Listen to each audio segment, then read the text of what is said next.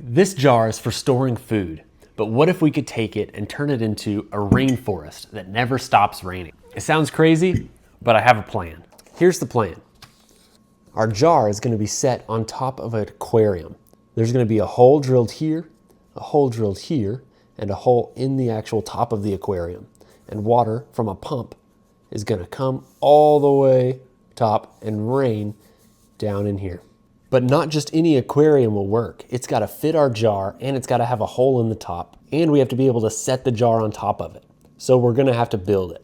To build the aquarium, I'll be using acrylic. I was able to get a hold of a large piece, and I'll be cutting it down on the table saw and the miter saw. Acrylic is mostly easy to work with, but I'll have to make sure to keep it square, which that can be kind of difficult. To help keep it square, I'll be using a speed square. Speed squares are usually used for construction, but I'll tape it to each individual piece as I glue it down. That way it'll keep it square. So let's build it.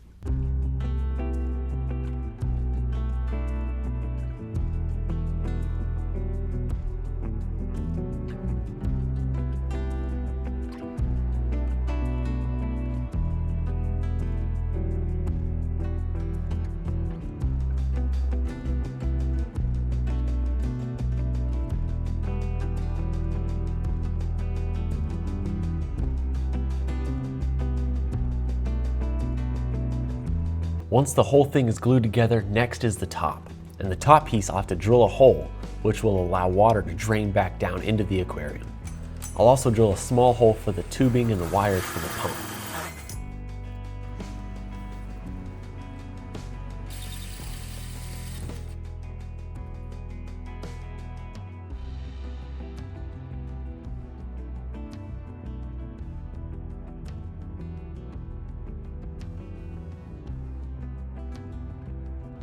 After letting it dry for about 24 hours, it's time to take off all the paper and see if it holds water. This is the moment of truth. If it doesn't hold water, I'm gonna have to start completely over, or maybe hopefully try to fix the leak.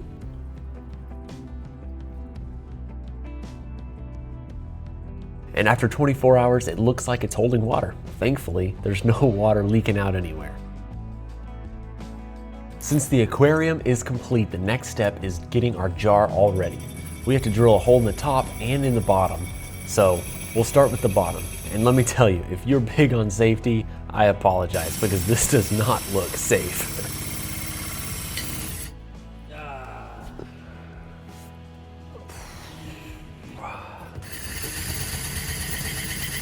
While we were drilling the hole in the bottom of the jar, it split. And thankfully it didn't go all the way to the top, it just kind of curved around. So I think we can still use it, but we'll see. Fortunately, the jar did not crack all the way to the top and it didn't break in half. I'm gonna try to seal it up with silicone and hopefully it'll stop any kind of leak that would happen. But we won't know for sure if it's leaking until we put some water into the jar. I'm also siliconing a mesh to the bottom of the jar. This will cover the hole and keep any rocks or anything inside the jar from falling through. The last hole we have to drill is in the lid. This lid will be what actually makes the rainforest a rainforest. It's what's gonna make it rain. So to do this, I'm gonna have to get PVC pipe and some more plexiglass and drill holes in it to create kind of like a shower head. After marking out a circular shape that'll fit the lid, I'll drill a bunch of tiny holes and drill it out. This will be our shower head and this will be what makes it rain.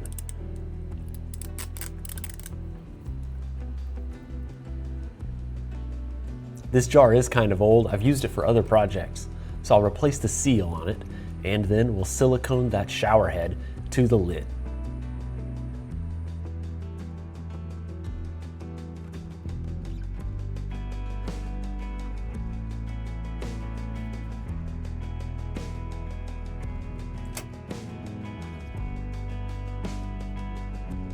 Once we get it all siliconed up, we'll hold it there for about 24 hours until it's all dry. The next step is the hardscape. This is where we'll attach rocks and wood to create a structure to put our rainforest in. We'll start by adding some gravel. And I know I'm doing this wrong, but I saw online that you could put tissue paper and super glue in order to hold rocks together. This is where it shows that I'm really not a professional. I know I have to be doing this wrong. But so far, it seems to be working. Let me know in the comments how you would do this.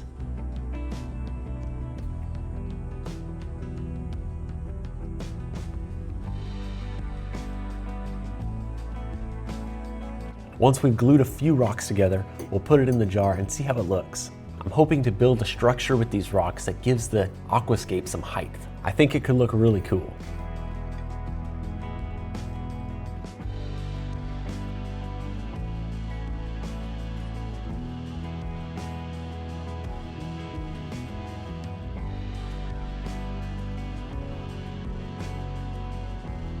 I have some other small pieces of wood. I believe they're called spider wood, and I think it'd look really cool to weave each one in and out around the rocks. Tell me what you think in the comments.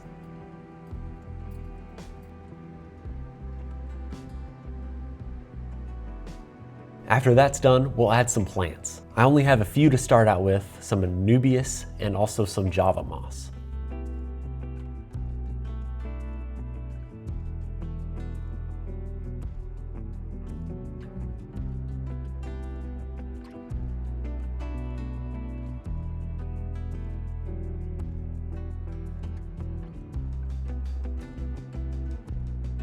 I'm using thread to attach the moss to the wood. The Java moss that I came across is not in very good shape. It's all that they had.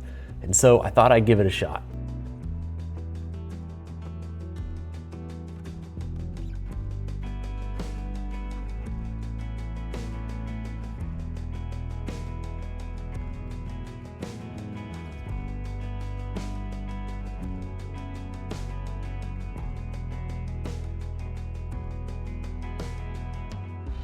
Once all that's done, it's time to set it up for the first time. With water added to our small aquarium, the pump in place, and the jar on top, and our shower head lid, we should be all set.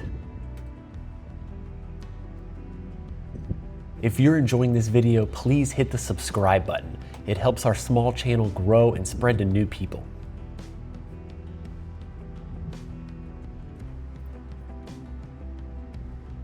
And there it goes.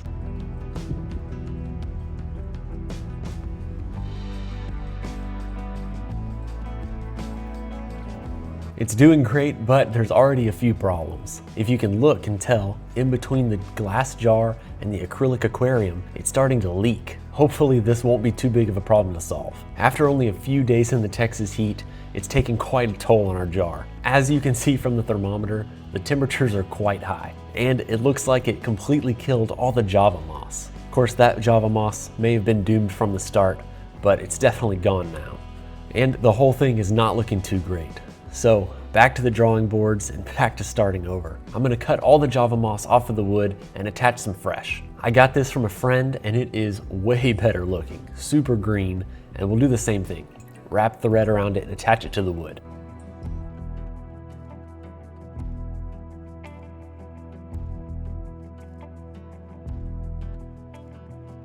You can already tell the difference. We'll be doing the exact same thing to the other piece of wood, cutting off the old and adding the new.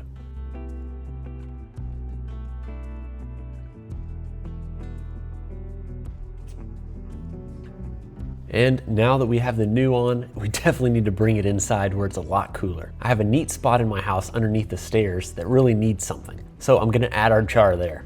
I'm planning on turning the tank on the bottom into a proper aquarium. I'll add some substrate and hopefully maybe some shrimp later.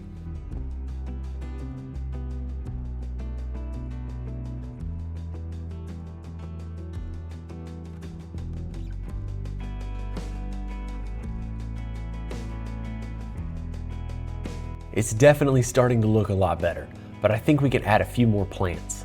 Before we do that though, the jar sits too forward on the aquarium and I want it to sit a little further back. To do this, I'm gonna have to drill another small hole for the cables and the pump hose. Of course, this makes a huge mess and I spent forever picking up little pieces of plastic. Have you seen those little cups of aquarium plants?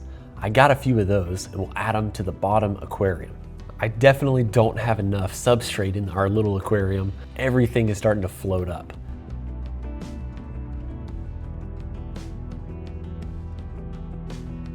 You have to be able to feel my frustration trying to plant all these things.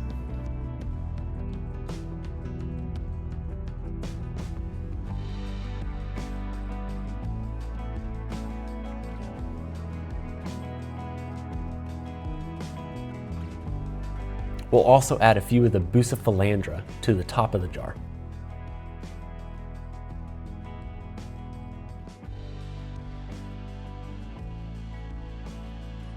And we'll add a few more small rocks.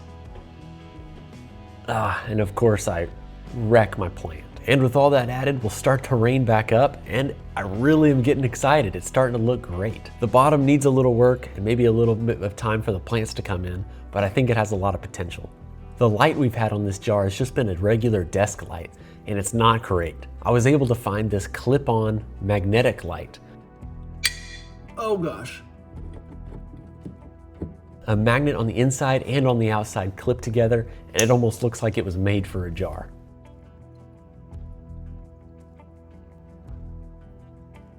I also need a light for the bottom. I ordered one on Amazon, but man, I'm not liking it. It doesn't fit and it just looks awful. So I picked up these small LEDs to go around the side. They're okay, but they're really cheap and I'm worried they won't last long.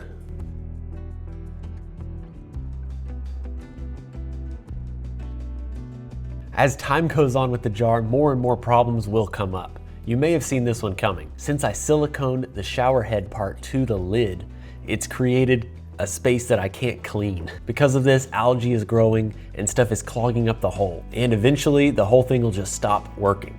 So we're gonna have to find a solution. The best thing I can think is to make little brackets to glue on the inside of the jar and then use them to set a disc right inside the top of the jar. I'm no engineer, so if you have any better ideas, please let me know in the comments. The disc has to be the perfect size because I really don't want it to leak around the edges a whole lot. I'd like to see it just rain down the middle. But inevitably, I'm pretty sure it will leak around the edges.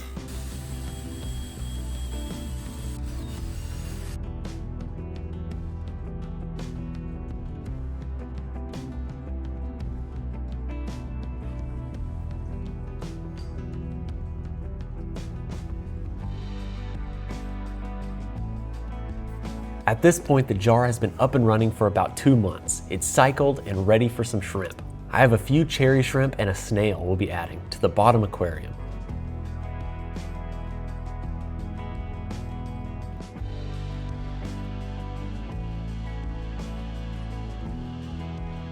There is so much for them to eat inside the little aquarium right now. All of the dead and decaying plants will be eaten up very shortly. The only thing I'm concerned about is maybe them getting sucked up or hurt by the pump.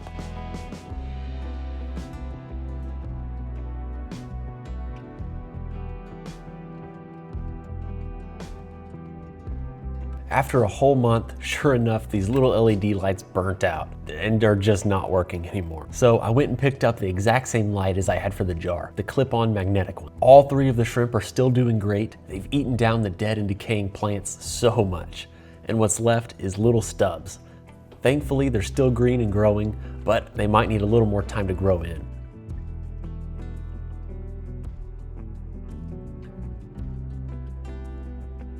The whole thing is doing great, really. All of the plants have grown in so much, especially the moss on the wood. It has grown so much. I can't wait to see how this jar continues to grow and develop over time. If you enjoyed this video, I know you'll like this one next.